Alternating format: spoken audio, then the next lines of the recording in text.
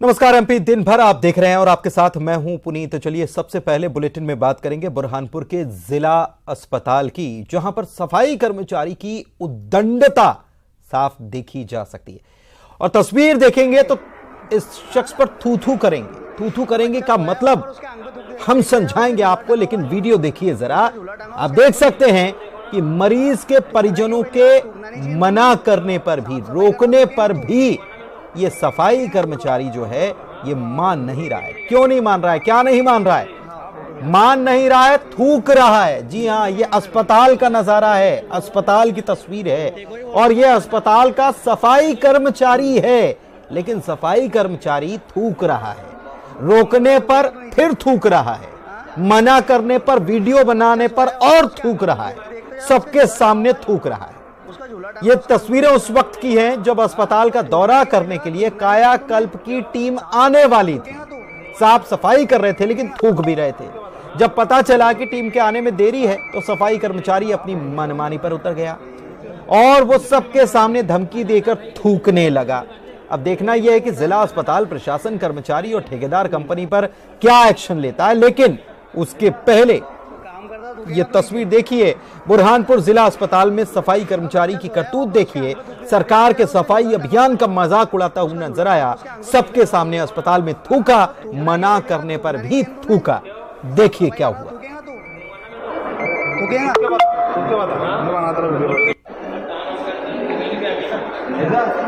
काम करता थूकेगा तो नीचे। हाँ, अबे बच्चा सोया है वहाँ पर, उसके आंख पे थूक देखते जाएगा, उसका झूला टंगा हुआ है, उसका झूला टंगा उसके आंख पे थूक दे। हाँ, तो थूक रहा है क्यों? पहली बात, थूकना नहीं चाहिए तूने। साफ सफाई कर रहा, थूकेगा तू? थूकेगा?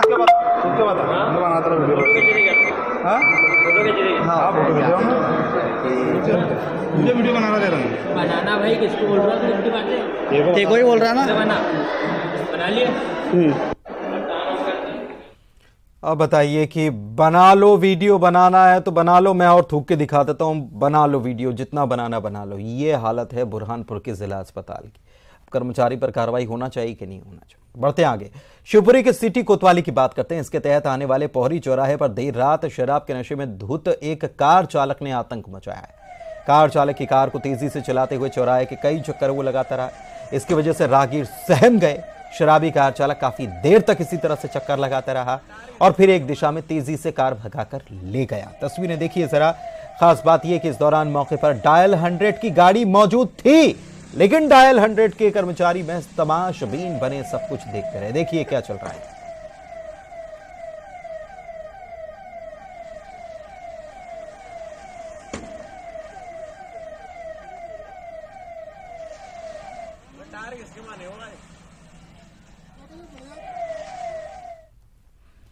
शिवपुरी से खबर है, जहां पर गोदाम की दीवार गिर गई और इसकी वजह से 4 मजदूरों की जान चली गई। मूंगफली दाना मिल में ये मजदूर काम करते थे। दूसरी मंजिल की दीवार अचानक से ढह गई और मजदूरों पर आ गिरी। 4 मजदूरों ने मौके पर ही दम तोड़ दिया। इन मजदूरों में 3 महिलाएं हैं जबकि एक पुरुष मजदूर है। करेरा थाना क्षेत्र के शिवपुरा गांव का यह मामला है। ये लोग मूंगफली मिल में काम कर रहे थे।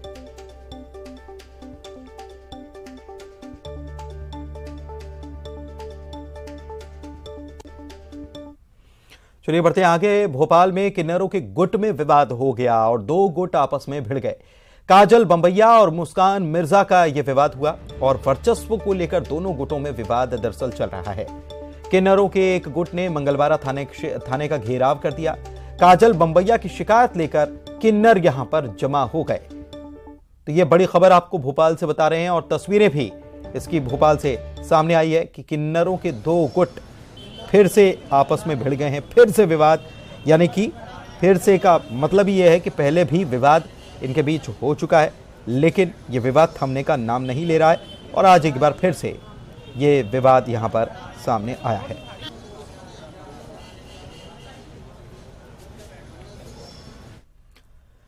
कमलनाथ के सिंधिया पर दिए बयान के बाद बीजेपी मोर्चा खोल चुकी है। सिंधिया ने दरअसल इसके बाद ट्वीट किया है और कमलनाथ पर तंज कसा है, लेकिन कमलनाथ ने एक बार फिर से कहा कि मुझे तोपों की जरूरत नहीं है।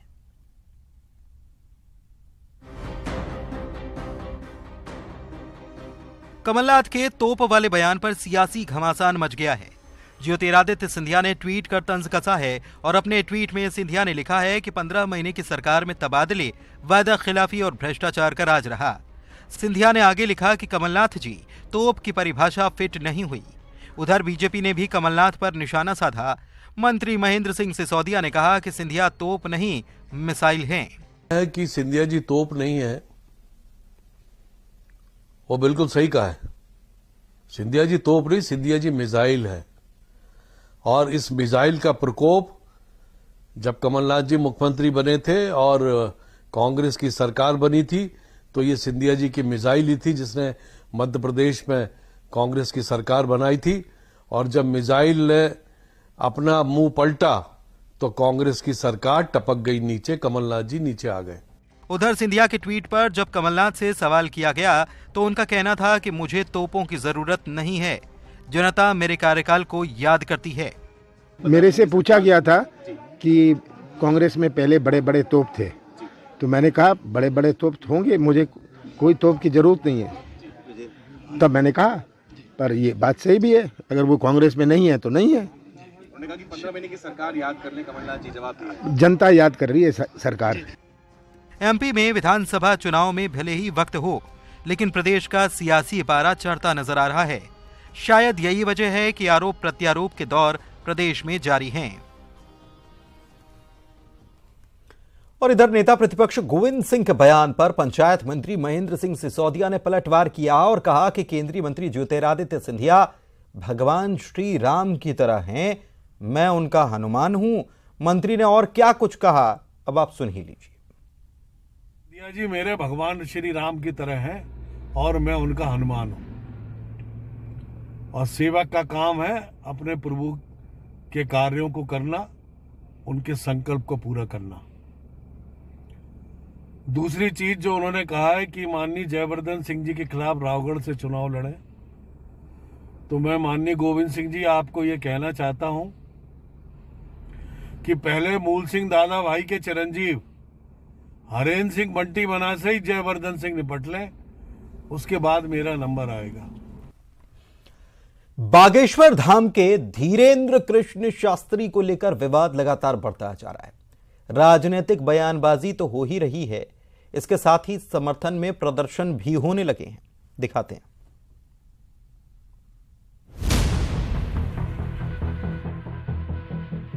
धीरेन्द्र कृष्ण शास्त्री इन दिनों सुर्खियां बटोर रही हैं। नागपुर की घटना के बाद से धीरेन्द्र शास्त्री के कई बयान मीडिया में चल रहे हैं। उधर एमपी के पुजारी संघ ने उनका समर्थन किया। संघ ने प्रस्ताव पारित कर समर्थन देने की बात कही। पुजारी संघ में प्रदेश के 50,000 से ज्यादा पंडित जुड़े हुए हैं। ये जो भागवत कथा हो रही है ना, वो जो 16 संस्कार वैदिक ब्राह्मण कर रहे हैं ना, तो भारत में अंधविश्वास फैलाने के लिए जगह बची ही नहीं। मैं खुद अंधविश्वास का विरोधी हूँ और सख्त विरोधी हूँ। हाँ, ईश्वर का हम नमन करते हैं, वैदिक ऋचाओं के माध्यम से समर्थन करते हैं। आप संसार में मानवता के कल्याण के लिए मंदिरों में पूजन की जाती है। हम मंदिरों में बैठकर कब कहते हैं अंधविश्वास फैलता हो? हमने कभी कहा? ईसाई मिशनरी द्वारा चंगाई उत्सव मनाया जाता है, जिसमें कि भूत पिशाच भगाने का प्रयास किया जाता है।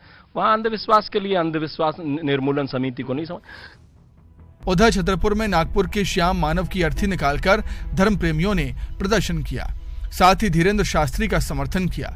धीरेन्द्र शास्त्री को समर्थन कैलाश विजयवर्गीय से भी मिला। उनका मैंने इंटरव्यू देखा है, उन्होंने कहा मेरा चमत्कार कुछ भी नहीं है, मेरे इष्ट का चमत्कार है। मुझे हनुमान जी पे विश्वास है, मुझे सन्यासी बाबा में विश्वास है और उनकी कृपा से सब कुछ होता है। मैं कुछ भी नहीं, मैं तो उनका छोटा सा साधक हूँ।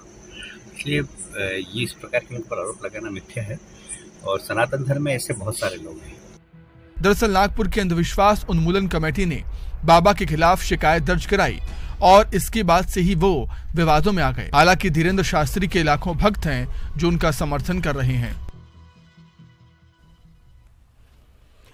भोपाल से खबर आपको बता रहे हैं, अब यूथ कांग्रेस जो है सोशल मीडिया टैलेंट हंट रख रहा है। जी हां, युवाओं को हंट से अवसर देने की यह कोशिश है और इस टैलेंट हंट में 150 से 200 युवा पहुंचे थे। गूगल फॉर्म के जरिए युवाओं को ओपन मंच दिया गया। युवाओं में पॉलिटिकल समझ, पॉलिटिकल सेंस पर जोर दिया जा रहा है। क्वालिटी ऑफ लीडरशिप पर भी फोकस किया जा रहा है।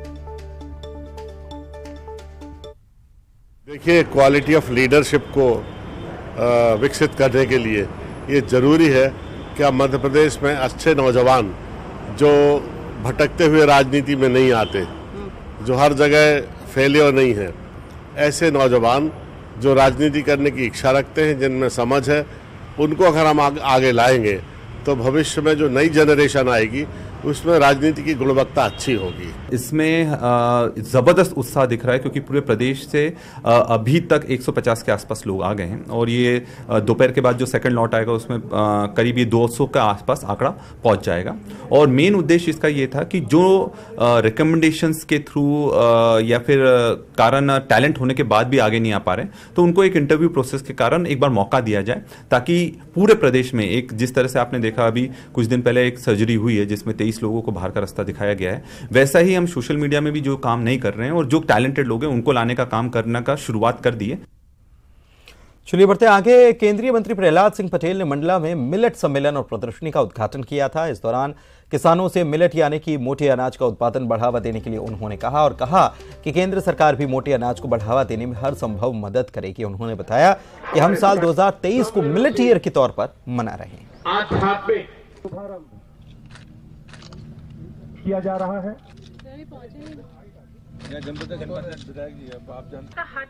माननीय प्रधानमंत्री का यही दूरदर्शी सोच है कि मिलेट्स ईयर घोषित हो गया।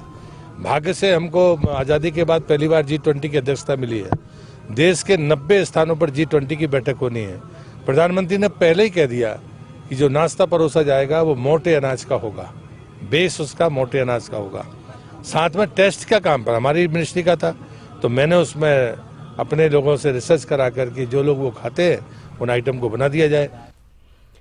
डिंडौरी जिले में दर्जनों किसान धान खरीदी न हो पाने के कारण अफसरों और नेताओं के चक्कर काटने के लिए मजबूर हैं। जिले के कई धान खरीदी केंद्रों में धान खरीदने की प्रक्रिया देरी से शुरू हुई, जिसके कारण कई किसान पोर्टल में स्लॉट बुक नहीं करा पाए तो कई किसान स्लॉट बुक कराने के बावजूद निर्धारित तिथि में धान उपलब्ध नहीं करा पाए। लिहाजा किसानों का सैकड़ों क्विंटल धान खरीदी केंद्र में पड़ा है। पीड़ित किसानों ने कलेक्टर और स्थानीय जनप्रतिनिधियों से मदद की गुहार लगाई है। हम ग्राम मोहतरा से आए हैं, किसान लोग हैं। हम लोग धान खरीदी में वो अपना जो धान बिक्री किए हैं तौल हो गया है और पोर्टल में नहीं आ रहा है। चलिए बढ़ते आगे। सतना जिले में फर्जी धान खरीदी केंद्र धोबहट का मामला शांत नहीं हो पाया था कि जिले में ई उपार्जन का अब तक का सबसे शर्मसार कर देने वाला मामला आ गया और यह घोटाला है। पता चला कि यहां पर बोरियों में धान की जगह मिट्टी भरकर जमा कराई जा रही थी। मामला नागौद विकास खंड के शिवराजपुर उपार्जन केंद्र का, जहां से शिव वेयर हाउस नागौद में जमा होने के लिए धान की बोरियां जो पहुंची, इसमें मिट्टी मिली है। मामला सामने आने के बाद जिला कलेक्टर ने एक टीम बनाई है और जांच के लिए खरीदी केंद्र का निरीक्षण भी किया है। यहां बड़े पैमाने पर अमानक धान पाया गया। जांच अधिकारियों ने बताया कि धान में मिट्टी, बालू और बड़े बड़े पत्थर डालकर इस वजन को बढ़ा दिया गया। जो भी मिलाया गया है किसानों के द्वारा ही मिलाया गया है। ये सेंटर बहुत पेंडिंग में था। पेंडिंग के कारण इसको मतलब इतना कंपटीशन में था सर कि मतलब इतना लेट सेंटर मिला हुआ है। इधर मंदसौर में केंद्रीय नारकोटिक्स ब्यूरो की टीम ने एक ढाबे पर दबिश दी अवैध रूप से अफीम पकड़ी। 3 लोगों को हिरासत में लिया। एनसीबी की कार्रवाई के बाद किसानों के साथ कांग्रेस ने मल्हारगढ़ पुलिस थाने का घेराव किया और कार्रवाई को गलत बताया। पुलिस के वरिष्ठ अधिकारी पहुंचे और मामले को शांत करवाया गया। नहीं मिली। कितनी मिली आपको? वही बता पाएंगे कितनी मिली। मध्य प्रदेश के सबसे बड़े सरकारी अस्पताल एमवाय अस्पताल का महापौर पुष्यमित्र भार्गव और विधायक आकाश विजयवर्गीय ने निरीक्षण किया।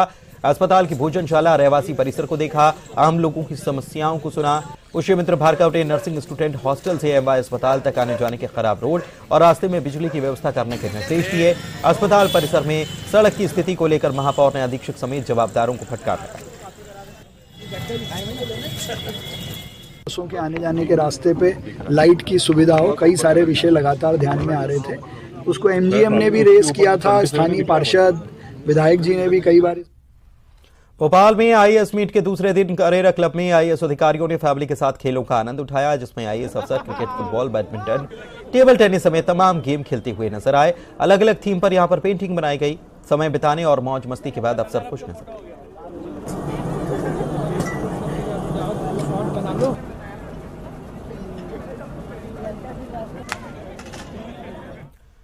श्योपुर के धनकर गांव के जंगल से अगवा चरवाहे आखिरकार वापस लौट आए। इस बात की जानकारी तक नहीं थी। न्यूज 18 से बात करते हुए चरवाहों ने अपना दर्द बताया और बताया कि बदमाशों के चंगुल से वो भागे हैं।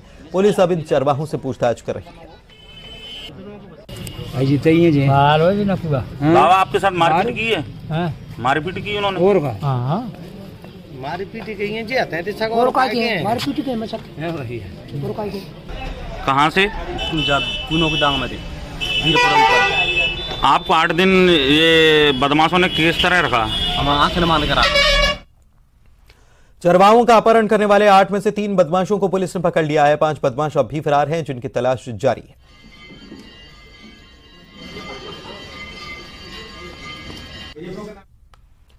सतना से खबर, मैहर में महिला अपने घर में फांसी पर लटकी हुई मिली। उसका 2 माह का बेटा भी कमरे में मृत अवस्था में मिला। पुलिस को सुसाइड नोट मिला है। शव को पोस्टमार्टम के लिए भेजा गया है। जांच जारी।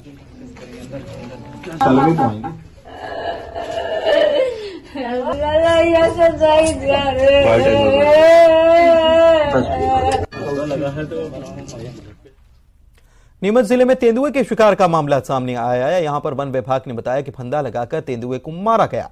मामले की जानकारी लगी, वन विभाग ने संदिग्ध को पूछताछ के लिए बुलाया, गिरफ्तार कर लिया गया। रामपुर रेंज का मामला है। अमरपुरा के पास केदारेश्वर जाने वाले रास्ते पर तेंदुआ मृत मिला था। जो उस खेत के अभी जो खेती कर रहे हैं व्यक्ति, उनसे पूछताछ की गई है, वो भी इसमें संदिग्ध हैं। बाकी के लिए भी हमने 5,000 रुपये इनाम घोषित किया है। यदि कोई गुप्त सूचना देता है तो हम निश्चित है कि हम कार्रवाई करेंगे और इनाम भी गुप्त रूप से दिया जाएगा। उज्जैन में जिला स्तरीय पंजा कुश्ती का आयोजन किया गया, जिसमें 135 महिला पुरुष खिलाड़ियों ने हिस्सा लिया। लड़के लड़कियों ने अपनी जोर आजमाइश की। इस आयोजन में 135 खिलाड़ियों ने भागीदारी निभाई। सभी के लिए इनाम रखे गए थे। जीतने वाले खिलाड़ी जिले के बाद संभाग और फिर स्टेट के साथ ही आखिर में नेशनल लेवल पर एंट्री इन्हें मिल पाई।